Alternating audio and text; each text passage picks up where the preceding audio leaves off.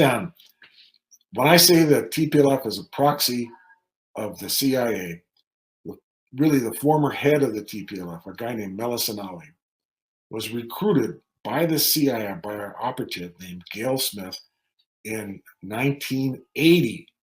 We know this because Gail Smith came to Zenawi's eulogy in Addis Ababa when he passed in 2012 and said, I've been a close friend of Zenawi's for over 30 years.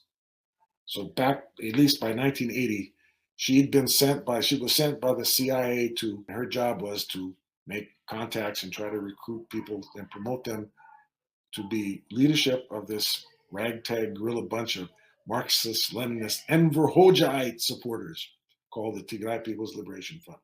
Gail Smith found a young, basically no account instructor at the TPLF cadre school named Zenawi, a notorious coward. I mean, he was punished twice for refusing to show up for the war in his post. So he was a cadre school trainer, and using her USAID, which I call the US CIA support, promoted Melis through a series of basically killing off his opposition and bribing the others with USAID support.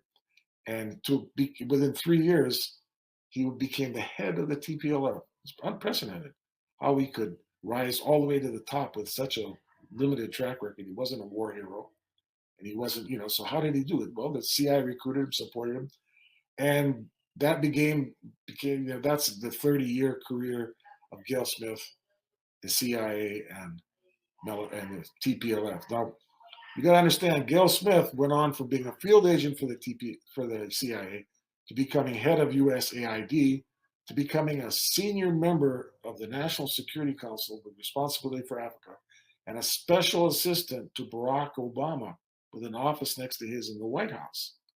So this woman rose to the highest ranks of what the national security establishment in the United States, and meaning there's so many security agencies, right? So, but Gail Smith was particularly with the CIA, and she was very rose to the highest ranks of the national security establishment. So when I say this was a proxy war, that the TPLF was a proxy of the CIA, the Gail Smith helped Zenawi steal billions, tens of billions, and it was a kleptocracy that the CIA supported because they were their policemen on the beat. And for example, when in end of 2006, when in Somalia, in Mogadishu, the Union of Islamic Courts came to power and chased out all the gangsters and brought peace to Mogadishu for the first time in a long time, 15 years. But because they were independent, Islamic, and nationalist, they had to go. So the U.S. sent their policemen on the beat, the TPLF army of Ethiopia, in to drive them from power. And this basically launched what's going on now, which caused the creation of the Al-Shabaab, which was the youth wing, Al-Shabaab, of the Union of Islamic Courts. And after the elders were driven out of the country, so this whole Al-Shabaab was a creation of the U.S. pushing Ethiopia to invade. Now, Ethiopia historically has never picked a fight with the Somalis, which are famous for being independent and very nobody was going to push them around. Well, it wasn't Ethiopia's choice to go in, but the U.S. forced them, and they did. And after 2 years, they lost about 30,000 soldiers, and because they ignited. I mean, the Ethiopians are traditional enemies of Somalia.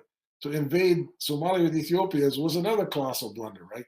And within 2 years, the Ethiopians were forced to pretty much pull out. They did keep some of the troops there, and the U.S. arranged for UN forces like Uganda and others to come in and take over from the Ethiopians. So Zenawi was the policeman on the beat for the U.S.